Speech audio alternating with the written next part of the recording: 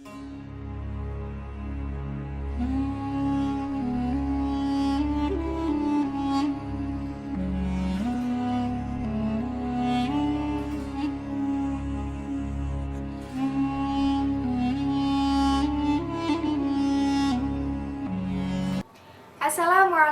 warahmatullahi wabarakatuh. Saya Dewi Rukmanasari, mahasiswa Program Pasca Sarjana Universitas Wahid Hasim Semarang, Program Studi Magister Pendidikan Agama Islam. Pada video kali ini, saya akan menjawab 7 pertanyaan dari dosen saya, Dr. Haji Muhammad Syaifuddin, MA. Pertanyaan yang pertama, Al-Quran yang kita baca, kita dengar, apakah merupakan kalamullah yang qadim? Jelaskan dengan dalil. Jawabannya, ya. Al-Quran yang kita baca, kita dengar, merupakan kalamullah yang qadim. Al-Quran yang tersusun dari kalimat-kalimat dan huruf-huruf merupakan kalamullah yang qadim. Dalilnya ada pada surat Al-Waqiah ayat 77 sampai 88 yang artinya, sesungguhnya ia adalah Al-Quran yang mulia. Di dalam kitab yang terpelihara, tidak boleh menyentuhnya kecuali orang yang suci. Wahyu yang turun dari Tuhan semesta alam. Soal nomor 2 adalah, apakah para nabi mendapatkan ilham? Jelaskan dengan dalil. Jawabannya, ya. Ilham dapat diterima oleh siapapun, termasuk kepada nabi. Ilham bagi nabi dan rasul kedudukannya adalah seperti wahyu. Sebagaimana firman Allah dalam Quran surat Asy-Syura ayat 51. Yang artinya, dan tidak mungkin bagi seorang manusia pun bahwa Allah berkata-kata dengan dia, kecuali dengan perantara wahyu atau di belakang tabir, atau dengan mengutus seorang utusan malaikat, lalu diwahyukan kepadanya dengan seidinnya yang dia kehendaki. Sesungguhnya dia maha tinggi lagi maha bijaksana. Sebagaimana dalam hadis yang diriwayatkan oleh Jabir bin Abdullah, Rasulullah sesungguhnya bersabda, sesungguhnya Ruhul Kudus, yaitu Jibril, membisikkan di hatiku bahwasanya sebuah jiwa tidak akan mati kecuali setelah disempurnakan rezekinya dan ajalnya, dan bertakwalah kepada Allah dan baiklah dalam berdoa. Soal nomor 3, mengapa Al-Quran yang kita baca tidak disusun berdasarkan urutan-turutannya? Jelaskan dengan dalil. Jawabannya, karena apabila Al-Quran disusun berdasarkan urutan waktu turunnya, maka susunan ayatnya tidak urut satu surat. Urutan Al-Quran yang ada pada saat ini merupakan berasal dari Allah Subhanahu wa Ta'ala. Turunnya Al-Quran melalui 2 tahap. Tahap yang pertama, turun ke Lauhul Mahfuz, lalu ke Baitul Izzah, yang susunannya berasal dari Allah Subhanahu wa Ta'ala. Kemudian tahap yang kedua, dari Lauhul Mahfuz melalui malaikat Jibril disampaikan kepada Rasulullah SAW secara berangsur-angsur sesuai sebab kejadiannya. Namun, urutan Al-Quran yang ada pada saat ini tidak sesuai dengan urutan waktu turunnya. Nah, sebagaimana sebuah hadis yang diriwayatkan oleh Imam Ahmad, ketika setiap kali turunnya Al-Quran, Rasulullah SAW memerintahkan kepada para penulis wahyu, seraya beliau bersabda, letakkan ayat ini setelah surat ini.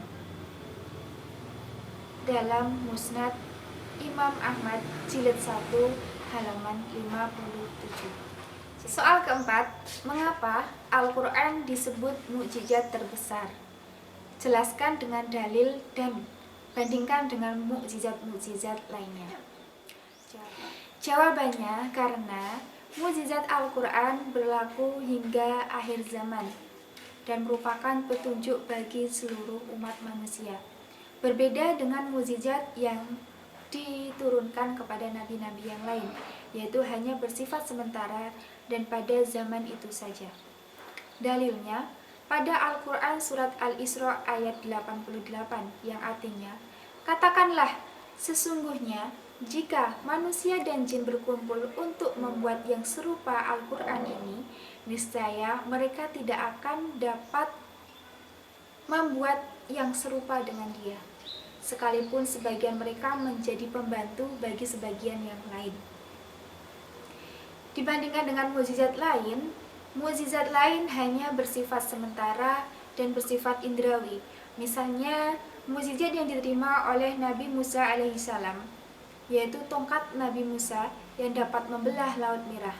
Mukjizat itu hanya bersifat sementara dan berlaku pada zaman itu juga. Kemudian seperti mukjizat yang diterima oleh Nabi Ibrahim alaihissalam yang tidak hangus atau tidak dibakar oleh api. Nah, mukjizat itu hanya bersifat sementara. Berbeda dengan Al-Quran yang bersifat rasional sejalan dengan ilmu pengetahuan, yang dimana Al-Quran berlaku hingga sampai saat ini. Contohnya seperti penelitian-penelitian yang ada pada abad ini, yaitu penelitian tentang proses kejadian atau proses janin dalam kandungan yang sudah ada dalam Al-Quran. Soal nomor 5, bagaimana hukum membaca Al-Quran dengan tajwid? Jelaskan dengan dalil. Jawabannya, hukum membaca Al-Quran dengan tajwid ada dua pendapat. Yang pertama, wajib, sebagaimana dalam Quran surat Al-Muzammil ayat 4, yang artinya, dan bacalah Al-Quran itu dengan perlahan atau tartil. Al-Quran nal tartilah. Nah, kata tartil menurut Ibnu Katsir, beliau menafsiri yaitu membaca Al-Quran dengan perlahan dan pengucapan hurufnya dengan huruf yang benar, yaitu bertajwid. Jadi jelas hukumnya membaca Al-Quran dengan tajwid adalah wajib. Pendapat yang kedua, menurut Syekh Muhammad bin Shalih Musalimin, mengatakan bahwa membaca Al-Quran dengan tajwid itu hukumnya sunnah. Beliau berkata, seorang boleh membaca Al-Quran tanpa menggunakan kaidah-kaidah ilmu tajwid, karena tujuan tajwid adalah memperbagus pelafalan dan memperindah pelafalan.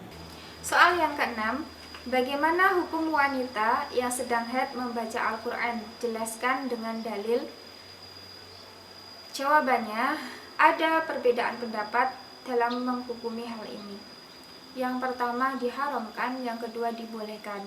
Dalam menghukumi ini kita melihat cara membaca Al-Quran tersebut, apakah dengan membaca dengan cara menghafal atau membaca dengan mushaf, karena hukumnya berbeda.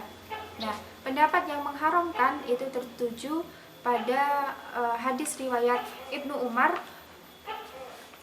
Nabi Shallallahu Alaihi Wasallam sesungguhnya beliau bersabda, pendapat yang mengharamkan dari hadis riwayat Ibnu Umar radhiyallahu anhuma, sesungguhnya Rasulullah Shallallahu Alaihi Wasallam bersabda, hendaknya wanita haid dan orang yang junub tidak membaca Al-Quran sedikit pun.